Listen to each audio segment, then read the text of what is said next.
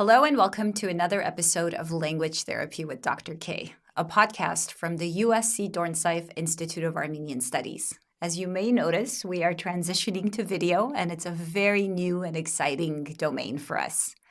My guest today is Narek Amirkhanyan, host of the Rearrange podcast. It is the single most popular podcast out of Yerevan, Armenia, and recently celebrated its 5-year anniversary with a live event here in LA. Narek and I talk about his own linguistic repertoire, living and working in 3 different languages, English, Russian, and Armenian. We also talk about the inception and objectives of the Rearrange podcast, how he chose the title, what goals he had, aspirations, the growth and impact in shaping the media landscape in Armenia. Most importantly, we talk about the special language dynamics, the fact that all of the conversations take place in colloquial, everyday Armenian. How does this impact the formality of the conversations, the comfort level for the guests, the depth of the interviews, the way listeners and viewers process the information? We talk about the importance of truly, authentically listening, asking questions that everybody else is embarrassed to ask, like why? And how, and what does that mean? And accepting the limitations of our knowledge with humility. So join me as I interview my favorite podcast, whose work has introduced me to incredible people from all over the world and helped stretch my own domains in Armenian. Narek Amirkhanyan, welcome to the podcast. Thank you. So we were just deciding what language we should do this conversation in, which I think is already telling in itself because I'm so used to basically having you in my car almost every morning. In Armenian. In Armenian. And I'm always talking to you in my head, actually. Really? Sometimes I send you voice memos, my thoughts about certain podcasts and so on. But it's kind of strange to now have you in person to talk to. So thank you for being here. Thank you, Shushan. Thank you for inviting. I'm really excited to do this and to do it in English. Yeah. It's new experience for me. Okay. Tell me the story of your life through your languages. What languages were you born into? What languages did you pick up along the way? And what languages do you live in today? I started in Armenian. I was born in Vanazur, and my first language was Armenian. Then it was like the first years of Armenian independence, but the Russian was dominant. Of course, we are watching TV and cartoons in Russian. So second language probably was Russian. And because my mom and my aunts are English teachers, English was really early in my life. But actually, I was having problems learning any language, even Armenian, because I had dyslexia and I had problems with my spoken word and logoped. Mm-hmm. Speech therapist? Yeah, I was going to a speech therapist, and when I was at school, I was staying after school with my father so I can learn the letters. I was really strong on mathematics, and even at 4 years old, I was doing very hard calculations. I remember it, and it was like some kind of pride for my parents, but they were not expecting that I cannot learn how to read. So language was hard for me. Armenian was hard. Russian I understood really good, but it was hard for me to talk. And I learned English. I learned to talk in English when I moved here and studied at high school. I could read. I could speak a couple of words. I could understand mostly, but I was not how to say it a fluent speaker in English. So when were you officially diagnosed with dyslexia? Was there such a diagnosis? I have never officially diagnosed.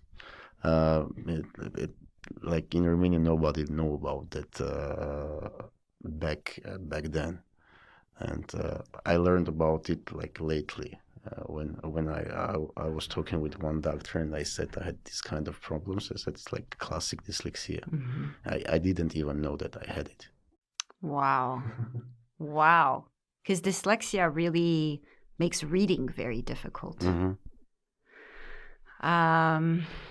Okay, so you did a year of high school in the US. You were what, 15, 16? I was 15. So that's true immersion. Yeah. And what was that like? It was very interesting. I had cultural shock. I was like crying for first 2 months because I couldn't understand what's going on. But then after 2, 3 months, I was like totally in American culture. I was seeing my dreams in English. I had like good friends at high school. And back then there was no like how to say it, all these digital tools like WhatsApp and Facebook that you can call your parents and speak for an hours. We had like telephone cards, and like I was talking Armenian like 5, maybe 10 minutes a month. And when I came back, I was talking like Spurkahai. Like a diaspora in Yeah, Armenian. and like and my friends were saying like, "Are you pretending?" I was like, "No," but then I went to the university, to the army, and after army, my English was like very, very poor. Then I had to relearn the language again, and I was like trying to read only in English, and I trained myself to learn to in English. And this now I'm reading only in English. I cannot read in Russian, and I cannot read in Armenian. I can, You but cannot, or you I can. prefer not to. I can, but it's very hard for me because I trained myself to read in English. It's easier for me to read in English than in Russian and Armenian. Why? Why do I you don't think know, so? because I trained myself. I always had problems with reading because of dyslexia, probably. The thing that I had, but I never know that I had it. So I'm mostly reading in English. That's fast. But you also studied at the American University Yeah. of Armenia, right? Which means you did an MBA? Yep. So For 2 your years. graduate school education was entirely in English. Yeah, yeah.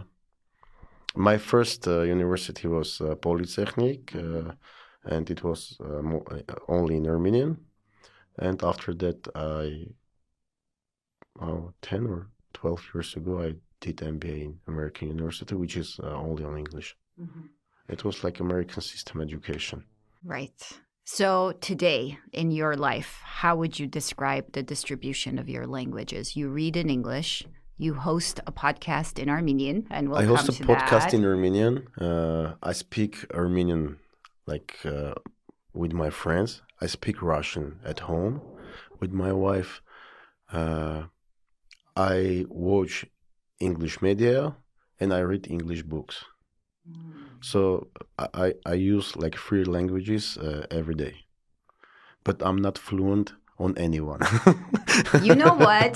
I have a bone to pick with this statement. The last guest I had sitting right where you are was Garen Garagulyan from Anora. Yeah. And he said almost the exact same thing. Really? He said, I live in 3 languages, and unfortunately, I'm not fluent in any of them.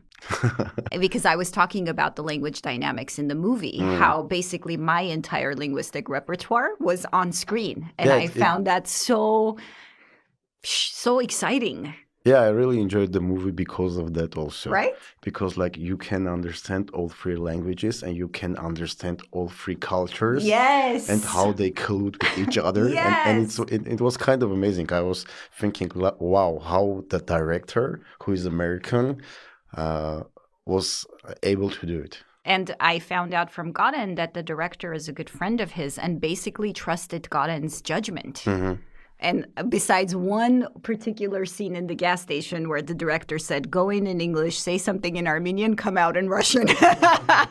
And I was telling Garen, that is our real life. For many of us who are multilingual, we don't put our different languages in different pockets. Like you and I, when we speak, often will mix Armenian, Russian, English. I mean, we may not be aware of it, but we do it. Because I think it's totally fine. It's not only is it fine, it's to be expected. Yeah, and it's also something, I was talking about it with one of my friends. It is something fascinating for me. Like lately I was thinking about it because like we can enjoy like Led Zeppelin.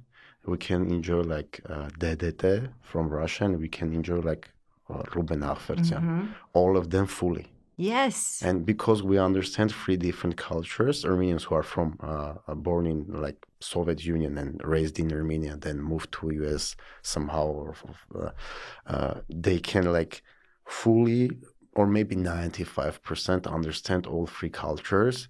And when you like understand three cultures and you can enjoy music, cinema, books on like original language, it's something very interesting, and I'm like really grateful for that, because I can enjoy different cultures. I really like Russian culture. I really like American culture. I really like our Armenian culture, and it's like very beautiful when you can mix all of them together. And even like here in Los Angeles, I can see all the different cultures, and I'm totally fine with all the people who are from post-Soviet Union. I can easily speak with American. Of course, there are a lot of Armenians, and it's something really beautiful, I think. I agree. That's why I can't imagine living anywhere but Los Angeles, because both the diversity and the familiarity. Like in opposition to you, I was 10 when we moved from Armenia. So all of the Russian Soviet stuff is very nostalgic for me. But it's still part of me, right? There are still words or concepts, or like, I don't know, Nupagadzi is my whole childhood. I remember in high school, I joined the Russian club only because they said they were going to show Nupagadzi, which was this very famous cartoon that we grew up in. So language is a very interesting lens to see life through, because really it's what you use to interpret almost everything. Okay, I want to get to Rearrange because I have been wanting to tell you so many things about the impact of your podcast. But before I share my thoughts, how was the idea of the podcast born for you? It was pretty simple. I was a big fan of podcasts. I was listening podcasts all the time. Back then I was studying at American University of America. And like at one point I thought, why not to do it? Because like I have very good professors at AUA. I'm in a business. I have some business partners, friends who are doing pretty good stuff, and they do not have any platform where they can express their thoughts, where they can share their experience. And I thought, like, for doing a podcast, you don't need to have a journalist major. You can just like start talk. And one day I called my friend and said, do you want to be my first guest? And he said, yeah, let's try it. And the first day of our podcast, we finished the recording. And when we stopped the recording, the crew, team members said like, the lockdown began. Oh, wow. Yeah, COVID already started, but there was no lockdown. And after we finished our first episode, and we learned that the lockdown began in Armenia, and it was like hard. But did you have a particular thematic focus for the podcast in mind? No, because my background is from business, I started... Which we always forget. Yeah. Those of us who listen to you in our cars, we assume Rearrange is what you do, but Rearrange is one of the things one of the many things you do. Yeah, and I was thinking... I started to think like about it. If I'm going, I did a research about famous podcasts. I watched Joe Rogan, Tim Ferriss, and some of the big podcasts. And when I did the research, I understood that first, maybe 100 or 200 of episodes of even that famous people were not getting any views. Like first episodes of like maybe 100 or 200 of Joe Rogan's episode, even back then we had like 5,000-10,000 views. And I was thinking like, wow, you need to, for this format to be able to be successful, to grow, you need to do it very long. And I was thinking like, if I wanted to do it very long, I cannot pick any specific theme. Yeah, I was thinking to do it like education, business, marketing, But also I wanted to talk with musicians, artists, because it's another side of me that I'm like really excited about. So I decided to do it like without theme.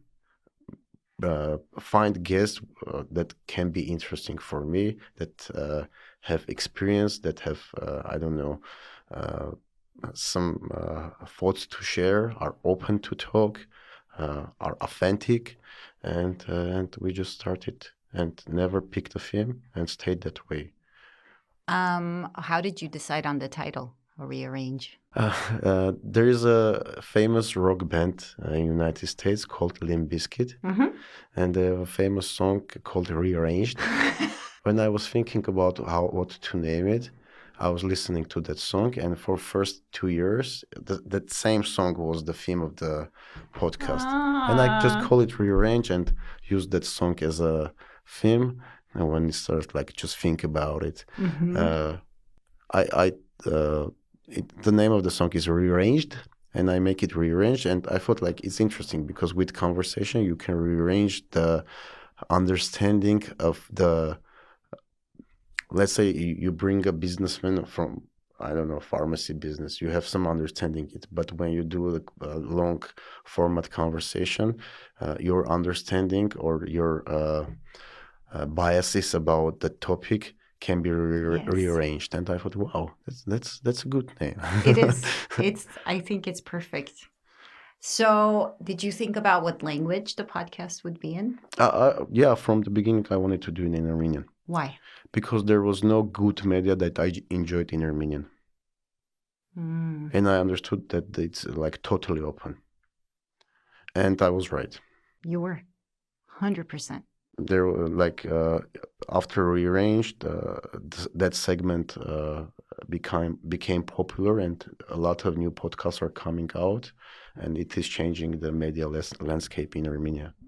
Did you think about what type of Armenian you would use? I wanted to do it like as authentic as possible. So I had to talk the way I talk, like with my friends or with my family. Were you worried that? I knew that it's going to get a lot of criticism because people are not used to listen that kind of language from TV. When Haytarek came out, they got a lot of criticism for the language they were using. So for those who don't know, Haytarek is? Haytarek is the most famous and the first most popular rap band in Armenia, hip-hop band, Misho and Tahaiko from when they released their first songs, EP, they got a lot of criticism because they were using street language. And for hip-hop, it's okay. It's fine. It's the way it should be. But do you think the language you use is street language? Would you call it street language? It's a mix. I wouldn't call it street language. It's not a street language, but it's a language that we used every day. Exactly. I would call it everyday language. It's an everyday language, yes. But like after Haytarek, people got used to that. They can hear that kind of language in songs, in hip hop, but no media project was entirely in that format. There were some podcasts. Some projects they were doing it before me. I'm not the first one. But the Rearrange was the first one that became popular enough that people start to criticize it, that they come for that, to criticize our language that we are speaking. So it's so interesting for me, and I'm coming at it from a kind of sociolinguistic lens. I was trying to remember on my drive in today how I first heard about your podcast. And I think my husband, Vaj, had seen an interview with a guest that he really wanted me to learn about. So he forwarded it to me. First of all, the fact that this was my first podcast in Armenian. So that already made me excited. And then the moment you started speaking, I was like, oh my God, he's speaking in colloquial Armenian. And just yesterday, I was giving a talk in Vancouver introducing people to Armenian, and I have this massive outline that goes Proto-Armenian, Classical Armenian, Modern Eastern, Modern Western, and then under Eastern, I make a special star that says there is literary and there is colloquial. This is a very big feature of Eastern Armenian. The distance between the textbook literary and the way we actually speak every day is quite large. Yeah. And I have another note that says it is artificial for any native speaker of Eastern Armenian to speak the literary standard in an intimate or in a casual environment. People will laugh at you if you turn to your wife or to your child and say, «Սիրելիս, այստեղ մոտեցիր, այստեղ արի» եւ այլն, չէ? It would be perceived as performative. Aziz Laristեղ. Exactly. Gambales aristեղ, right? You would say aristեղ. Uh-huh. Okay. So I think it's hard for Western Armenian speakers, for example, or non-Armenian speakers to understand how unique that feature of Eastern Armenian is, particularly in Armenia. We have so many different registers. And I remember thinking, oh my God, what a brilliant decision by this host to do it in colloquial Armenian. And it took me a while to process in my mind why it was so impactful. I think because when you hear standard literary textbook Armenian, it's textbook. Mm. It's not authentic. It's not the way we process ideas in our mind. Yep. So when you read something in a textbook or when you hear a television program in this beautiful, perfect, pure Armenian, you have to translate it in your mind as a native speaker. But what happens when someone listens to your podcast is you skip that step. It's probably easier to digest. Yes. But I never thought about it. But this is what I've been dying to tell you and dying to ask you is you talk about really smart things in casual, colloquial, everyday language.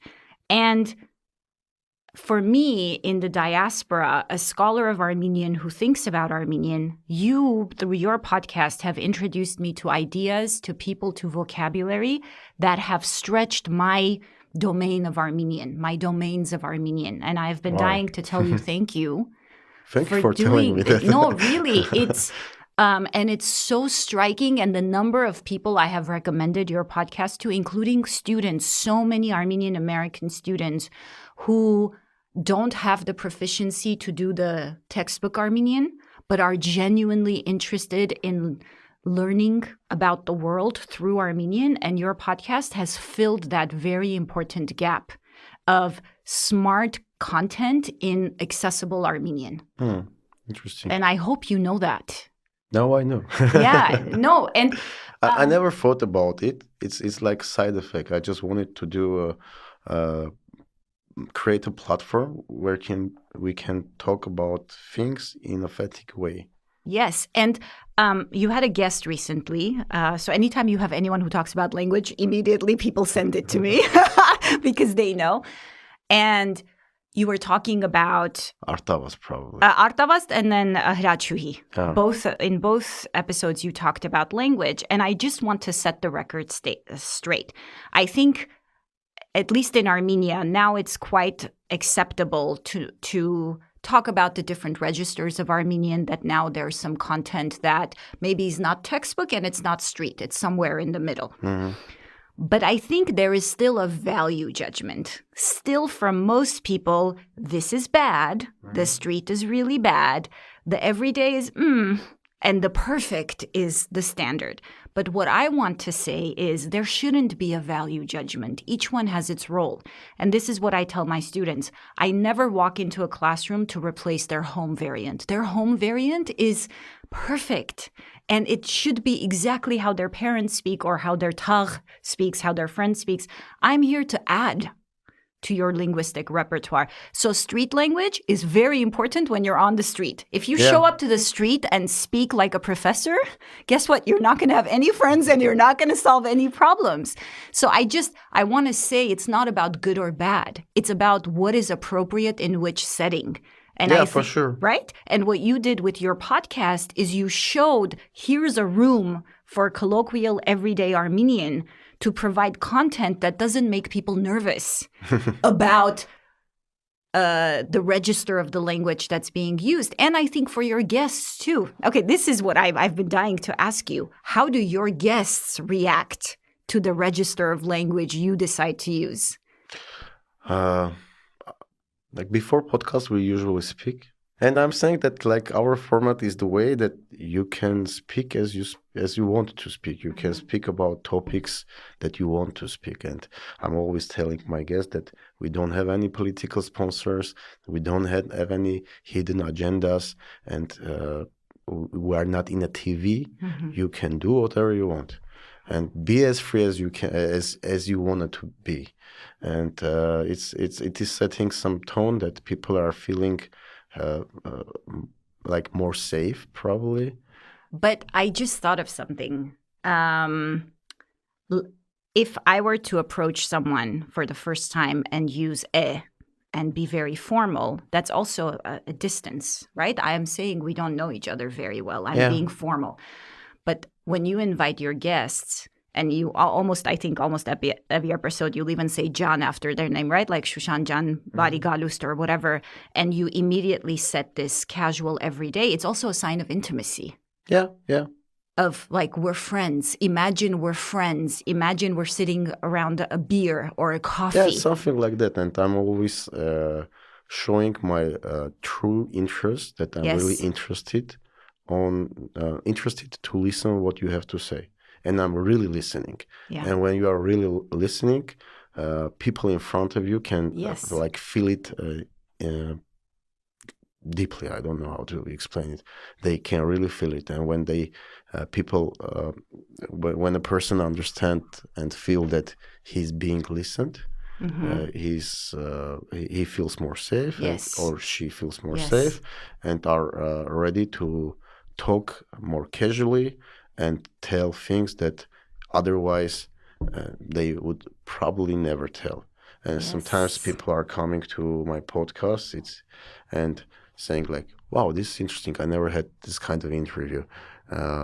You do something very well. I'm saying like, I'm not doing anything well. I'm not better or worse than others. I'm just genuinely interested what you are going to say. And I just listen. And you are doing the job, not me. I'm a listener. And when you are listening, sometimes like a conversation can go, you don't know where it will go. But do you know how important it is to be a good listener and how hard it is? I don't think you're taking enough credit. I do understand how important it is. And do you know what my favorite question is that you ask on your podcast? No. Inchi. Every time you ask, because I want to put the focus on being like nobody authentic. Asks that kind of questions. I know, but do you know which questions you ask? The ones we're embarrassed to ask. Yeah, the rest probably. of us. It's because once you hit adulthood, society tells you need to pretend you know everything. Yeah, but I'm always telling that I'm a kid who survived. Exactly. No, but every time you ask Inchi, every time I'm like, thank God he asked, because I'm too embarrassed to ask, because precisely each one of your guests comes from a completely different background. So to assume that we all should know everything is ridiculous. But the fact that we're embarrassed to ask, I think is so sad. And you listen so carefully and you ask all the time. And I think what's interesting, having also been a guest on your podcast, is when you become an expert in a particular field, you take for granted your expertise. Yeah.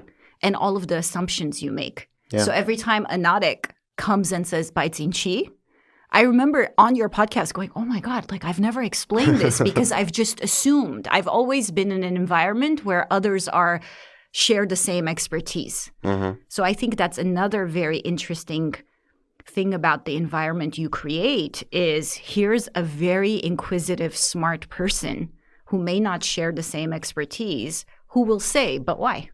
Yeah, and how does that work? I learned that in business.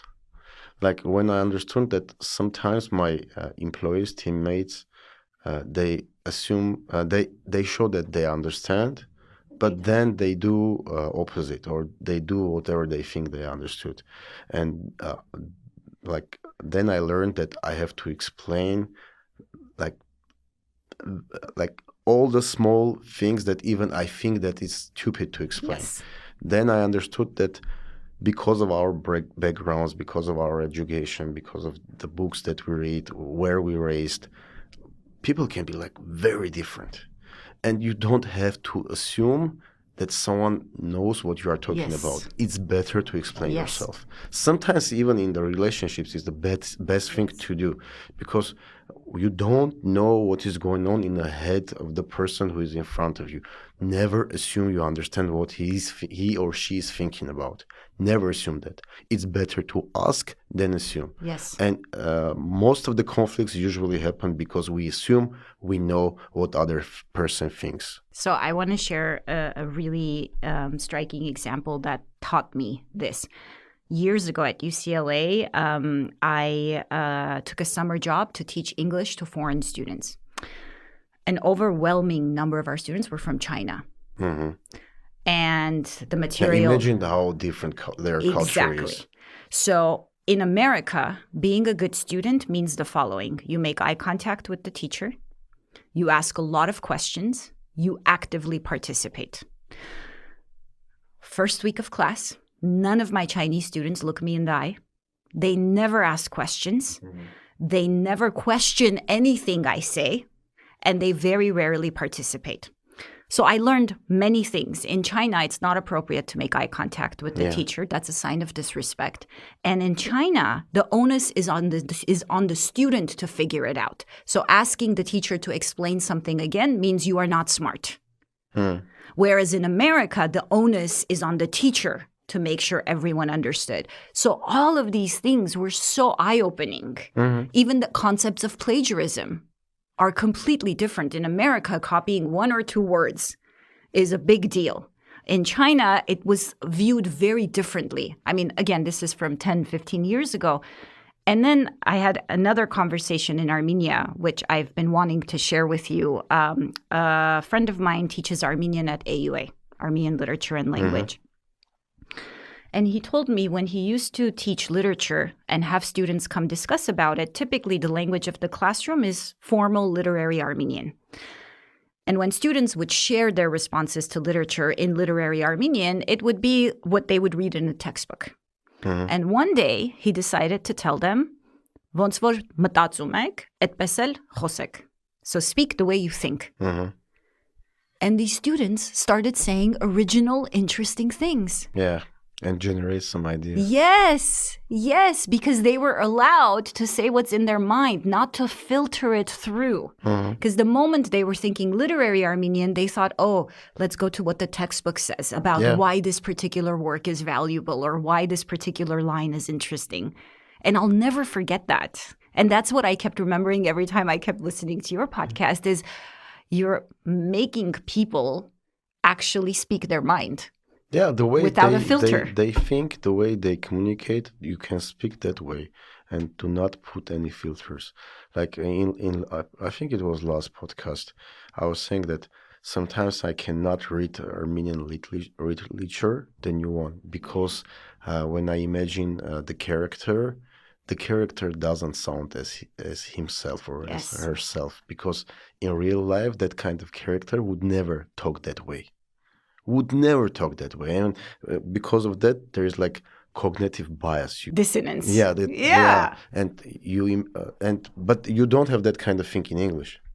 No, because English isn't diglossic the way Armenian is. The distance between formal and literary is almost... So, for example, when an American kid who is home the first couple of years of their life goes to school, the teacher doesn't say «Պիտի մաքուր խոսես» կամ «Այդպես չենք ասում բալիկես», right? The teacher never says you have to speak pure English. But that's the case for Eastern Armenian. We have to accept that. I think the first thing is to accept that.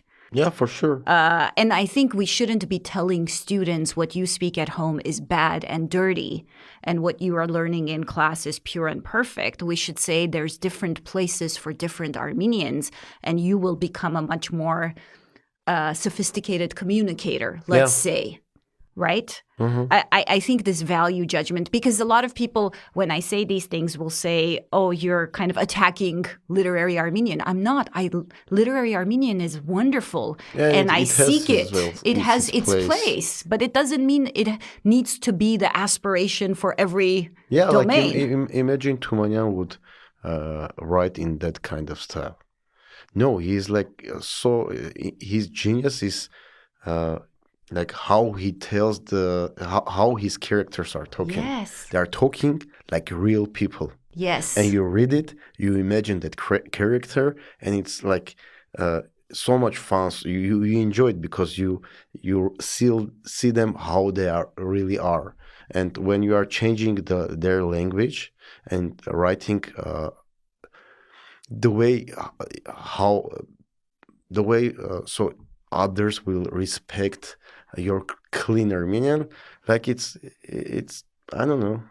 I don't want to say any bad things, but like yeah, that kind of things like happen in every domain. Like there are designers who are designing for other designers Yes. to impress other Yes. designers, or I know that there are engineers who are doing things that other engineers would be Impressed by. It's like a in group status game, but if you are doing it's not.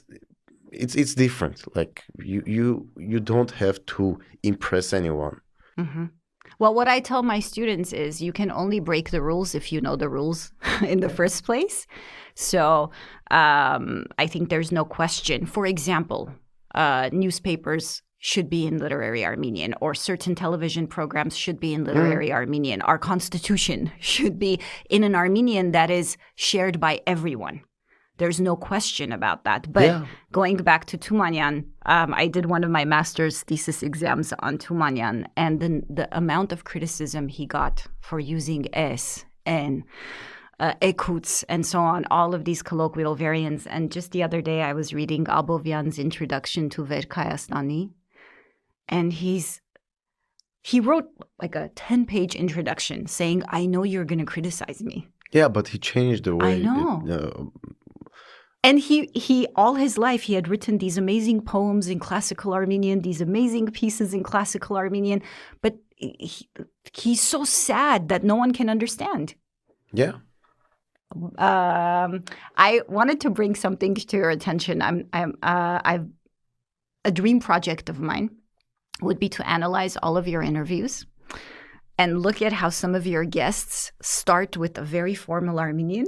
Yeah. And then 15, 20, 30 minutes later, unconsciously, they slip into this very casual. Yeah, because it's where they feel comfortable. Yes. And you cannot like talk that way too long. But sometimes people can. Some people can. Some people can because they're like very trained. Yes. Yes. I think you have a couple of heroes like that. Yeah, I did. On your podcast, I did, noticed. and I understood that, wow, they are really good trained. No, it is training. It is It's training. absolutely- You cannot like easily speak that kind of Armenian for 2 hours if you are not really well trained. Yes, I agree. Are there particular domains in your life where you would speak literary Armenian? No, You never? I never. I cannot speak that language. Intentionally, because you just can't. You don't want to, or you can't? Intentionally, if I try, I can. But I don't want to do things that I don't want to do, especially if it's with the language, because you should never limit the language. It is like very dangerous, very dangerous. It's a domain that should be extremely organic. And it is organic, and minorities are changing the language, not governments, or I don't know, someone who think that most of us are speaking wrong should be able to change and control the language. Nobody should be able to control the language. And if I don't want to speak the language that I want, I don't want to speak the way that I don't want to. And I will never do, even if they will try push me as much as possible. My little trick for that is when I'm invited to very formal events, and of course, keep in mind I'm an Armenian studies scholar, so people have particular associations with that, is I'll do my introduction in formal literary Armenian, and then I'll say, now that you see I can do the trick, you know?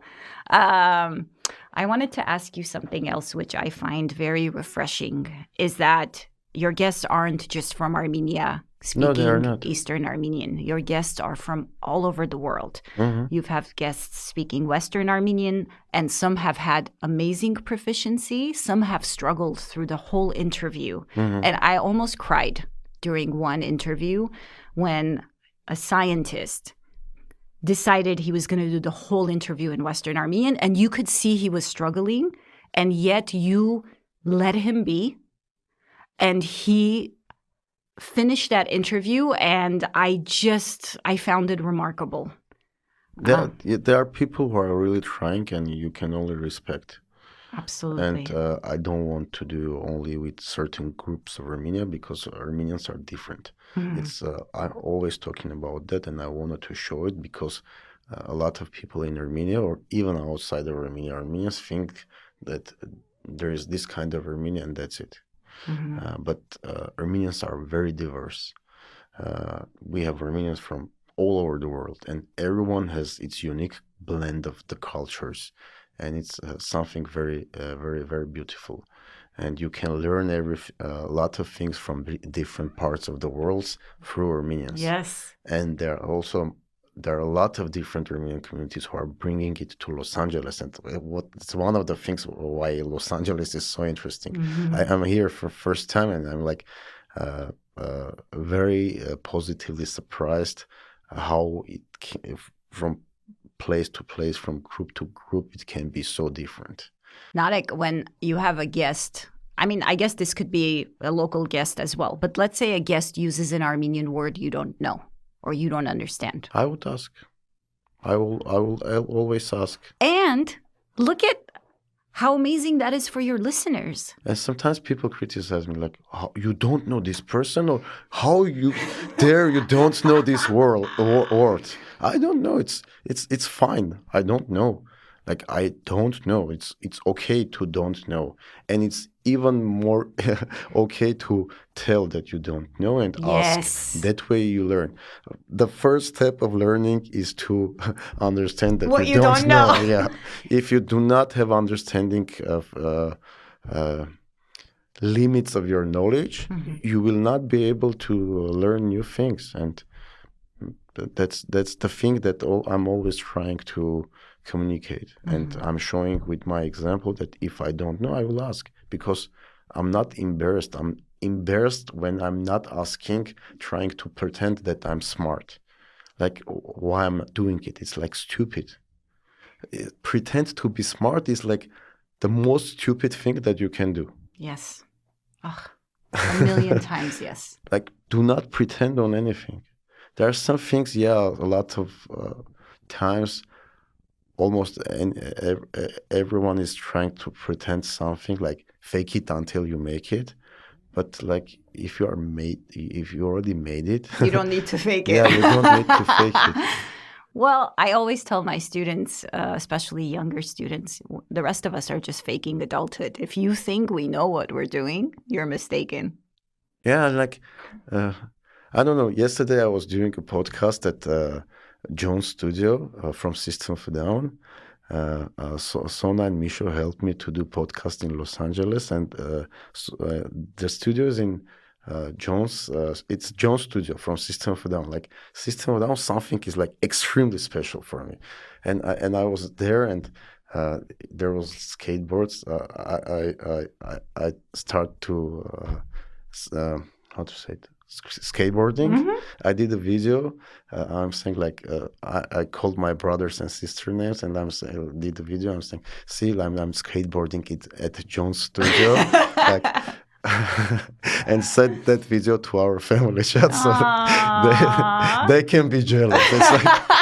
It's like, dude, you're like 35 years old, but it's fine. It's fine because I'm enjoying it. Like, I'm in the studio of the person who I admired all my life, and I'm okay to enjoy it. And to show it. And to show it, yeah, even if you are like 40 years old or 50 years old. And I did a podcast with David from Apex Fury, and Apex Fury is like one of my favorite bands. And I was showing that I'm excited in a podcast because I can speak with the person who have been listening in my childhood, and I'm really excited to meet him and talk with him. And half of the podcast was in English because sometimes it was hard to David to articulate his ideas in English, but he was in Armenian, but he was trying to do it in Armenian as much as possible. And it was beautiful the way it was. And it's okay and it's fine. And we have to understand that there are different environments, different groups, different dynamics, and only with communication, only with asking and listening, we can understand each other. So here's a question for you. You've had guests from very different countries, very different fields of expertise. Do you notice cultural differences in communication styles? And I'll tell you something you said the first time I was your guest. You said, Shushan jan bari galust vonsek. And I said, Lav du vonses Narek jan. And you were like, wow, no one has asked me how I am. And I remember thinking about that. I don't know if any observations you've made about how people communicate. Armenians from Armenia are more, how to say it, zik. Tense. Maybe. Yeah. And especially in the beginnings when people didn't know what the podcast is and what the format is, they were thinking that they're in a TV and they have to sit straight and talk clean and not asking question and be very formal. Armenians for Armenia were much formal in the beginning. Now people understand the format and they're like free, more freely. The most easygoing people, Armenians, are probably the ones that are born in the United States. They are very easygoing. They are better communicators. I don't know it's appropriate to use the word better, but they communicate easier. Why do you think, and how? Because of the culture. Because of the culture. Like when I was in high school in the United States, I remember we had a literature class and we were doing, I think it was Catcher in the Rye, the book. And Catcher in the Rye, yeah. Yeah. And the teacher told us to read the book and tell what we think about the book, about the characters, and we were free to write whatever we want. And it was very wild for me because in Armenia we were doing pochadrutsun. Pochadrutsun is like something like you use your words, but you tell the same story as in a book. And it's a little bit different from the thing that we were doing back then. And also I had a marketing class when one of the first assignments we were sitting in a round table and each one of us were saying the words and everyone should, the other one should continue the way that all of that like bunch of words will make sense together and it can be a marketing message. So in high school, we were doing a lot of things that was training our communication skills, presentations, marketing, writing down our ideas.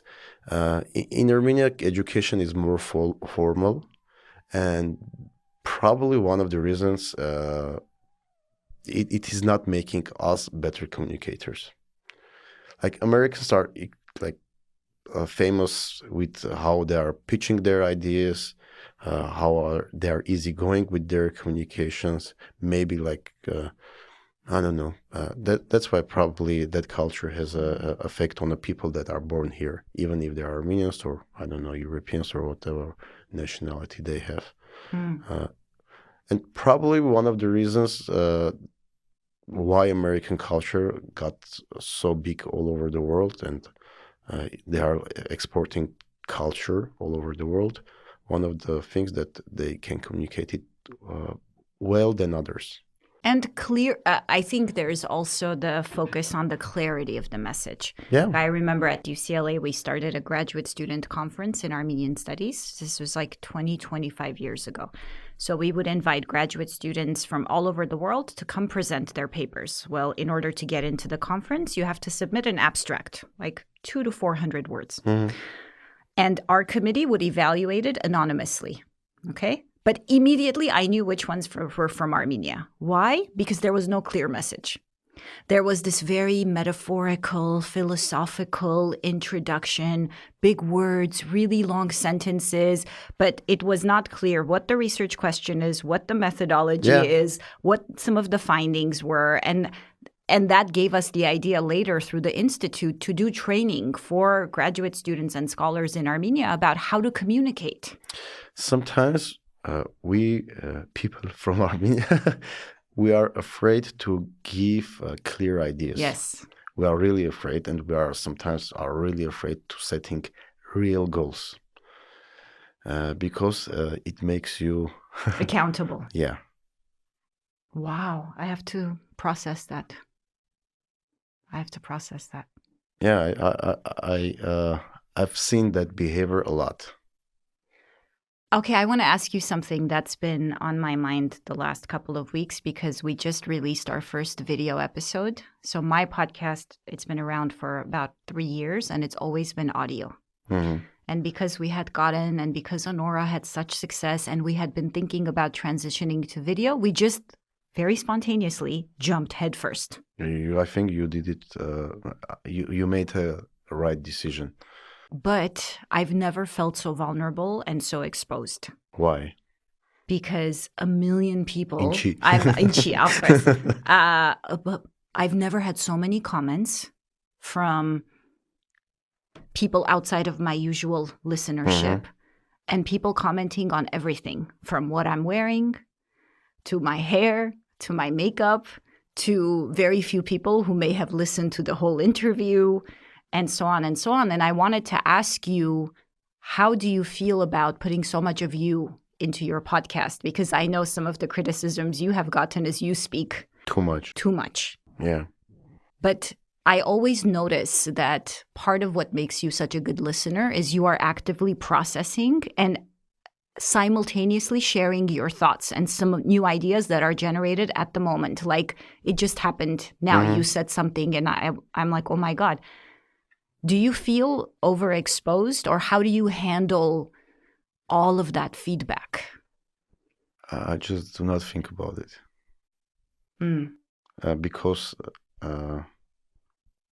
I know that if I will start to think about it, it will change my podcast. It will have an effect. So I just try to ignore it. So what's the best advice you have for me transitioning to video? If you know what you are doing, do it and ignore the noise. And I know what I'm doing. How to say it? I know what I'm doing. I know where I'm going. I know what kind of guests to invite. And first of all, I do it for myself. And it helps me to ignore the noise because I know what I'm doing. Noise, not the noise, feedback. Sometimes feedbacks are useful. Very. Sometimes they can be harmful. When you know what you are doing and you don't want to change what you are doing, you don't need feedback. But if you are trying to, change it, make it better or make it bigger, whatever it is, you have to listen to the feedback. But I view it as as an artist. I'm not an artist, but this is my art, and I see what I want, and that's why I can ignore others. Because when you are making something that you understand, you have to ignore the audience. Maybe it sounds like weird or cocky, but it's the way it is. Yeah. You have to ignore the audience if you know what you want to create. Then they will enjoy it or they will hate it. But it's not something you control. Right. You cannot understand whatever is happening in people's mind. Right. And that's why you cannot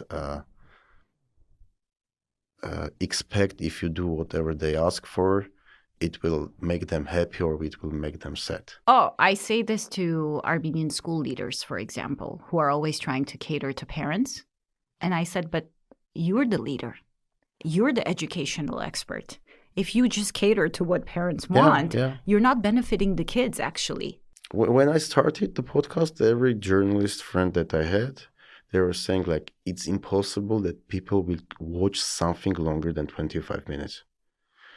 But now I can show them statistic and show them that people are listening for 3 hours conversations because they find something interesting there.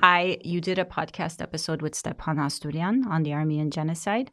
That episode has got almost 400,000 views. Never in the history of Armenian media, someone did 3-hour lecture on some topic that kind of like hard for us, and so many people watched.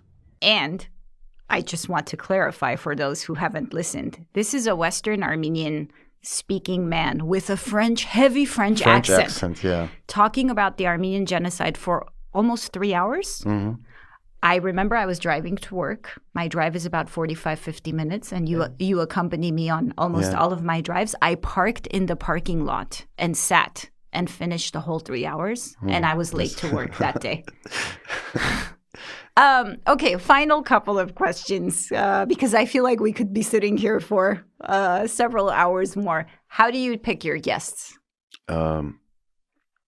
If there is a topic that I'm interested in, if there is a person that I'm interested in, or there is something that I want to learn, or someone that is like I want to know and he or she is interesting for me, I just invite for the podcast. It's the best tool to find people who will talk 2 hours with you. I also think people don't realize how selfishly fun doing a podcast is. It is. That's why I'm saying I'm doing it for myself. I know. I think people don't understand. Okay, in my case, and I won't speak on your behalf, you can share your thoughts. In my case, my podcast does have a theme, right? There's a language component, even though language is so universal. It's everywhere. It's everywhere, You can invite anyone from any category. Yes, but people think like I'm the expert and I'm inviting guests. But in reality, I'm always the student. Yeah. Because I have something to learn from everyone. Even the comedian on stage, right? The comedians are the most amazing language experts because they always have the deepest feelings. Yes. They see three layers deeper than we do. Yes. And every time I do a podcast interview, and sometimes when it's a really good one, that natural high that I have from the intimacy that is generated in the studio, I don't think anything comes close to that. Yeah. Of having a really good conversation. Yeah.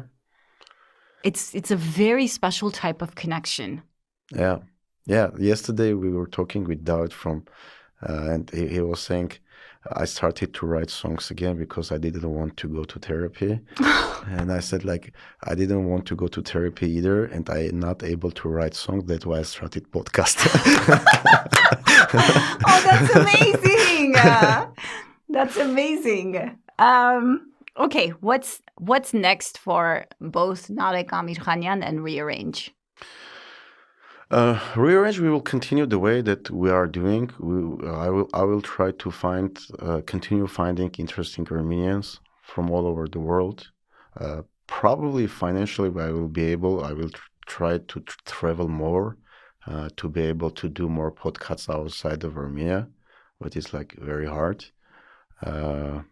That's it. I will try to find interesting Armenians and have interesting conversations with them. And do they have to be Armenian, or they just need to be Armenian speaking? They don't have to be, because I had guests that are not from Armenia, are not Armenians, and we did translation in Armenian, and I will continue to have that kind of podcast also. But they are outliers. Mm-hmm. But I will continue to have that kind of podcast. And I don't know, Rearrange became something very interesting for me and became big part of my life, and it gave a lot of opportunities to me. And one of the reasons why I'm here in Los Angeles, because we did a live podcast in Pasadena, and we had more than 300 people buying tickets and coming to see our For conversations. 4 hours. Yeah. Americans don't do things for 4 hours. Yeah, everyone was telling me, wow, this is crazy. And I'm saying, why? It's fine. We are doing these kind of things in Armenia. And I was saying, to have this many people for 4 hours not leaving, sitting, listening, and not playing in their phones. Yes. It's something like very unusual. And I was like, we had that kind of experience in Armenia. So I'm like very thankful what it gave me. It gave me opportunities to learn a lot of new things, to meet a lot of new people, to travel around the world. And people are showing a lot of gratitude, writing letters, emails, and saying that podcast had a positive effect on their lives. And it's like you are being like very, very thankful that thing that you are doing has such a positive effect on people that you never will meet. And I don't know, it's humbling. Yeah. I mean, the number of texts, calls, conversations that I have had with people around your podcast is pretty striking. And then the other statistic I want to leave you with is I have been in this community for 32 years. Mm-hmm. I've been quite a public persona. I give lectures all the time. I have my own podcast for the last 3 years. But more people have recognized me and approached me after being on your podcast. Really? Like I go to coffee shops and people approach me and they're like, like you were in conversation. More people have learned about me and the institute I direct from your podcast than the hundreds and hundreds of events or talks I have given in my own community. Wow. So I don't, and it kind of blows my mind too. And I tell people I had to go to Armenia, do a podcast for my own community. Or actually, this just recently happened. So I was in Canada for 4 days for a series of talks. And someone messaged me from a community built around your podcast, Lifelong Learners. Yeah, LLF.network. Yeah. Join that yes, network. And I'll tell you why you should join. Because as an Armenian American, I went to Canada and someone from Narek's community reached out to me saying, I live in Canada. I found out you're coming. Let me take you out to lunch. She took me out to lunch, Wow. introduced me to 3 of her friends, who then showed up at the church talk I gave, who then showed up to the university talk I gave. So I was like, how crazy that an Armenian American and a Canadian Armenian connected because of a podcast out of Armenia. It's phenomenal. And I don't use that word like casually. It's phenomenal what you're doing. Thank you.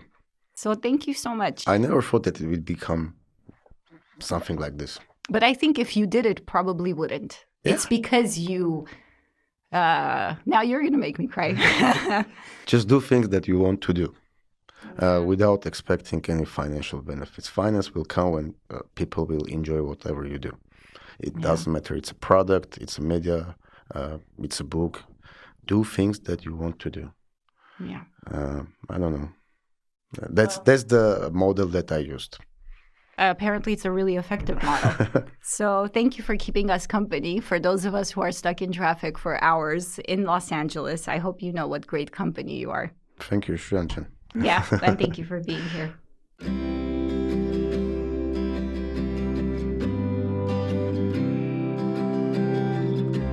You've been listening to Language Therapy with Dr. Shushan Garbatian, a podcast series from the USC Institute of Armenian Studies.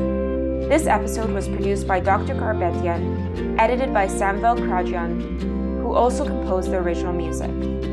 For more from the USC Institute of Armenian Studies, visit the Institute's website at armenian.usc.edu and follow the Institute on all social media platforms.